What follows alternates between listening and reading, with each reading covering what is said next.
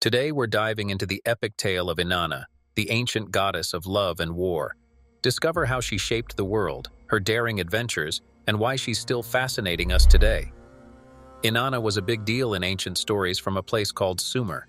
Think of her as this super strong lady who was all about love, fighting, and looking good. She was born to the moon's big boss, Nanner, and his wife, Nigal. As she grew up, Inanna became this powerful and stunning goddess who loved to explore, take on challenges, and learn new things to be the best goddess she could be. So, Inanna was on the lookout for a cool spot to call her own and set her eyes on the Temple of Aina. It was this amazing place no one knew about, hidden in a swamp, and only a simple fisherman from Iraq was in on the secret. This temple was originally for Anu, the sky god, but Inanna was like, "This is mine now." She found the fisherman and was like, "Show me the way." The guy was thrilled and took her on a boat ride down the river for a few days until they reached it. Inanna was over the moon when she saw the temple. She went around, checking out every corner, totally falling for the place. Anu, the sky god, saw how much Inanna adored the temple and decided to let her have it because she loved it so much. Once she made the temple her home, Inanna's ambition grew. She figured she could achieve anything with her abilities and smarts. One day, while strolling by the Euphrates River, she spotted this mesmerizing, shiny tree floating in the water. Drawn to its beauty, Inanna went closer to get a better look. The moment she laid eyes on it, she was dazzled and felt a deep joy. So, Inanna found this awesome tree floating by in the river and decided to plant it right in her backyard at the temple. It wasn't just any tree. It turned out to be the tree of life, also known as the Huluppu, a tree packed with wisdom. This tree wasn't just a looker. It grew to be the biggest, toughest, and prettiest tree anyone had ever seen. But as luck would have it, its beauty caught the eye of some not-so-nice creatures: a mean serpent, the Anzu bird, and the spooky demon Lilith. They made it their mission to wreck the Huluppu tree, leaving it sad and stripped of its beauty after their attacks. Inanna, pretty upset by the constant trouble these baddies caused, decided it was time to call in some backup. She reached out to her brother, Shamash, the sun god, hoping he'd lend a hand. But Shamash was like, "Nope, not getting involved."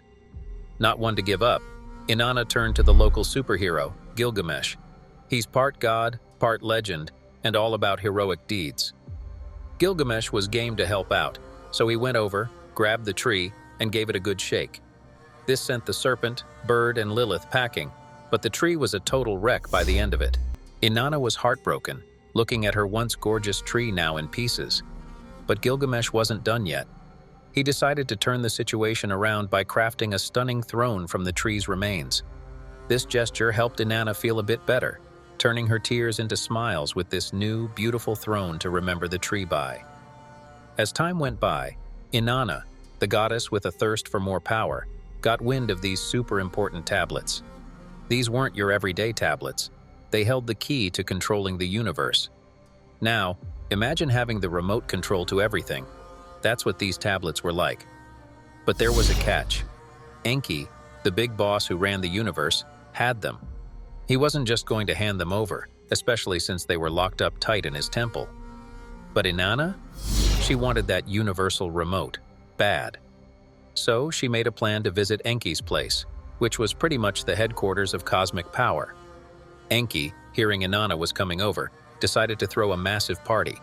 Think of the best welcome bash, and then amp it up to god level. When Inanna showed up, Enki rolled out the red carpet, treating her like VIP at his temple. Inanna was all smiles, enjoying the party. But behind those smiles, she was plotting. She figured the party was the perfect cover to make her move on the tablets. As the party went on, Inanna played her cards right, getting Enki to drink more than he could handle. Before you knew it, Enki was out like a light, completely knocked out. That was Inanna's cue. She tiptoed to where the tablets were kept, grabbed them, and made a run for it, all while trying to keep it on the down low. Enki, waking up to find his precious tablets gone, was in full panic mode. He sent out the Akala, these spirits of wisdom, to chase after Inanna and get the tablets back. The Akala were fast, but Inanna was faster and way more powerful. She managed to shake them off, keeping the tablets for herself. With the tablets in her possession, Inanna's power level went through the roof. She wasn't just any goddess now, she was the queen of heaven, a title that put her on top of the world. She became super popular among the people, worshipped for her immense power. And let's not forget her sister, Ereshkigal. Together, they were like two sides of a coin, ruling over life and the universe with their unique powers, yet always at odds, showcasing the ultimate sibling rivalry with the fate of the world in their hands. Ereshkigal, the boss of the Underworld, had this ongoing feud with her sister Inanna, who was all about love and beauty. This wasn't your typical sibling spat, it was epic, stretching over centuries. In the cosmic pecking order, Inanna snagged the title of Queen of Heaven and Earth, leaving Ereshkigal to run the Underworld, a gig that definitely felt like second prize. But one day, Inanna, probably tired of sharing the spotlight, decided she wanted to rule it all. She figured the best way to sort this out was to head down to Irkalla, the Underworld's version of a no-go zone, and have a chat with Ereshkigal. Inanna wasn't just going to barge in. She knew she needed an invite to enter the Underworld. So she hit up Ereshkigal, asking nicely if she could drop by. Ereshkigal, probably seeing a chance to show her sister who's boss in Irkalla, was like, "Sure, come over, but there's a catch." She told Inanna she had to ditch an item of clothing at each of the Underworld's gates. "Strip down if you want to step into my realm," was the gist of her message. Inanna, driven by a mix of ambition and maybe a dash of overconfidence, agreed without thinking twice. She probably figured nothing could stop her, not even a wardrobe reduction. So she started her descent, passing through each gate and leaving a piece of her outfit, and her power, behind. By the time she faced the last gate, she had nothing left, not a stitch on her, standing there in the buff in front of Ereshkigal. Ereshkigal was practically rubbing her hands together in glee, waiting for this moment. She had laid the perfect trap. Every piece of clothing Inanna dropped was like shedding her divine strengths. Inanna, who hadn't seen this coming, was caught off guard big time. There she was, powerless and probably feeling a bit chilly, while Ereshkigal was ready to spring her attack. The showdown in the Underworld was not the power grab Inanna had envisioned. She found herself outmatched and defenseless, a rare sight for the goddess usually brimming with strength and confidence. Ereshkigal seized the moment, taking down her sister. Inanna's bid for ultimate power had led her into a trap she didn't see until it was too late, showing that even goddesses can get blindsided by ambition and family drama. Ereshkigal was feeling pretty proud of herself for taking out Inanna and made sure everyone in her realm knew about it.